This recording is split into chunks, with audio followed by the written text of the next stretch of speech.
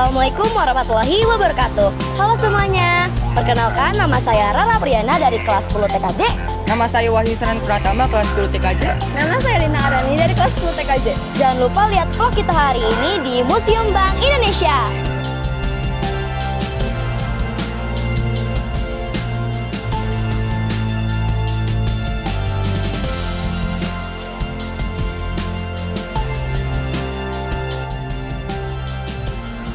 Selamat datang di channel kita vlog hari ini.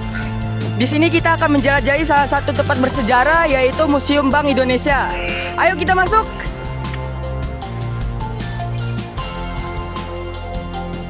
Terletak di Jalan Pintu Besar nomor 3, Kecamatan Taman Sari, Kota Jakarta Barat, tepat di depan stasiun Bios Kota. Gedung ini dulunya adalah markas besar The Javans Bank. Kini, gedung megah ini telah bertransformasi menjadi Museum Bank Indonesia yang menyimpan banyak cerita berharga tentang perkembangan perbankan di Indonesia. Sebelum kita memasuki ruang sejarah Bank Indonesia, kita akan dicek terlebih dahulu. Kita akan diperiksa oleh X-ray terlebih dahulu. Setelah kita melakukan pemeriksaan oleh X-ray, kita akan lanjut membeli tiket seharga 3.000. Setelah kita membeli tiket seharga 5.000, kita akan langsung mengasihi tiket ini ke tempat tiket.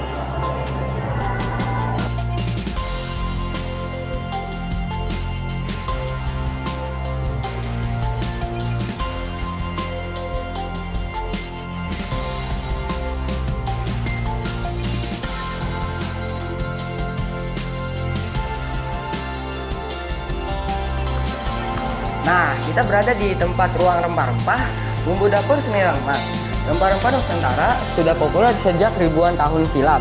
Dari Asia Barat, pedagang Arab menyalurkan komoditas ini hingga ke Venesia, dan dari sana dijual ke seluruh Eropa.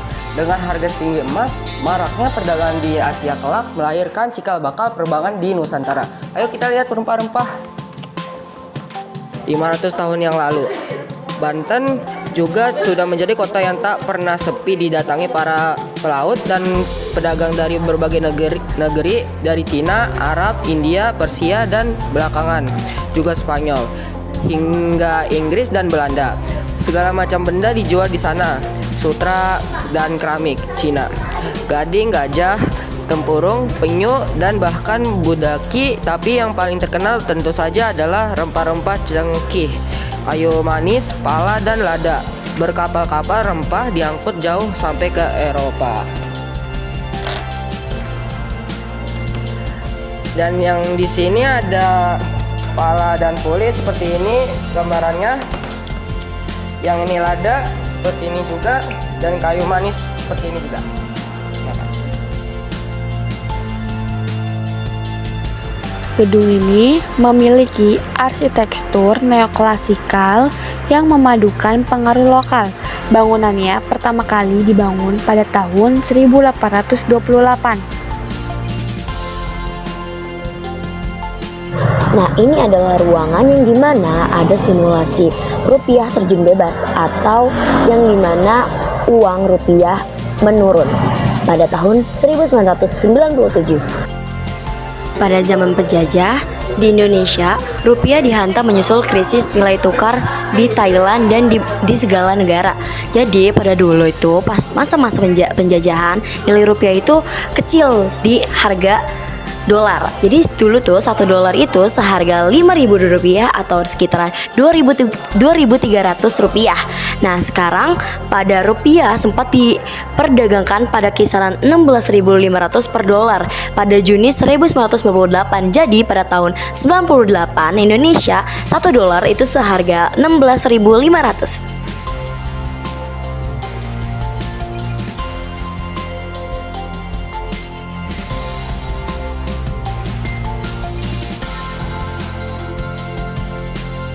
Jadi pada tahun itu uang-uang orang Indonesia atau masyarakat Indonesia terancam hilang karena warga Indonesia itu sangat amat miskin atau tidak mempunyai uang, dan juga orang kebingungan dan melaporan terus mengalir ke Bank Indonesia. Jadi orang-orang atau masyarakat Indonesia melaporkan hal tersebut ke bank-bank lainnya mengenai keadaan di berbagai bank yang dimana krisis uang atau krisis ekonomi.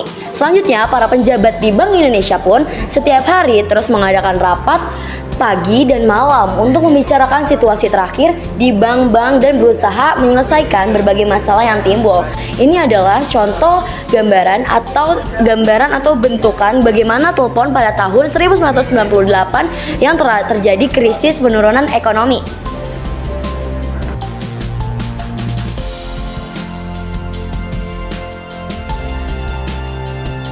Mencetak pertumbuhan berkualitas. Pertumbuhan ekonomi yang berkualitas dan berkesinambungan yang merupakan persyaratan utama tercapainya kehidupan masyarakat yang lebih sejahtera.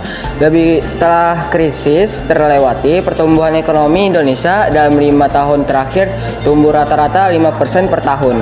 Sayangnya pertumbuhan ini tak bisa digolongkan berkualitas karena tingkat inflasi masih cukup tinggi dan di samping penyerapan tenaga yang lebih rendah. Ini adalah ruang direksi atau disebut juga dengan Board of Directors Room, salah satu ruang kerja The Javans Bank atau DJB. Pada tahun 1963, jajaran direktur lainnya pindah ke gedung baru di Jalan MH Tamrin nomor 2. Ruang kerja direksi yang interiornya masih terawat ini memiliki meja biro besar dilengkapi dengan kursi tamu dan lainnya. Diorama ruangan ini digambarkan suasana kerja sehari-hari direksi pada periode awal Bank Indonesia yang menghadapi banyak tantangan. Sebagai bank sentral, selain bertugas mengatur nilai rupiah, menyelenggarakan peredaran uang, saat itu Bank Indonesia juga wajib membantu pemerintah dalam menutup defisit anggaran, antara lain melalui pemberian pinjaman uang muka dan lainnya.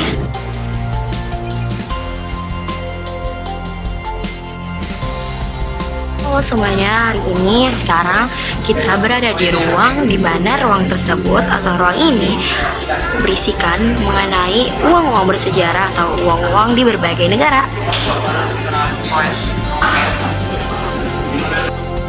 Nah, kali ini kita berada di ruang yang dimana berisikan mengenai mata uang di berbagai negara.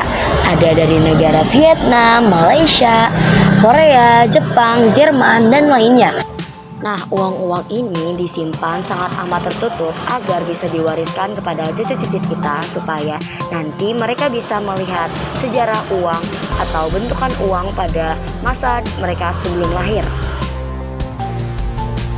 Museum Bank Indonesia memiliki pesan yang penting bahwa sejarah adalah kunci untuk memahami masa kini dan bahwa inovasi adalah kunci untuk masa depan yang lebih baik.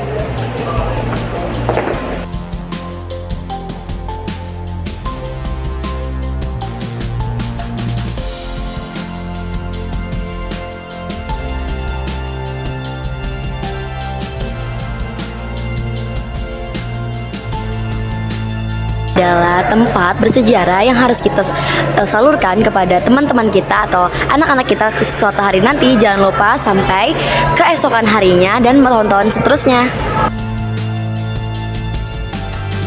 Sudah menonton vlog kita hari ini, sampai jumpa.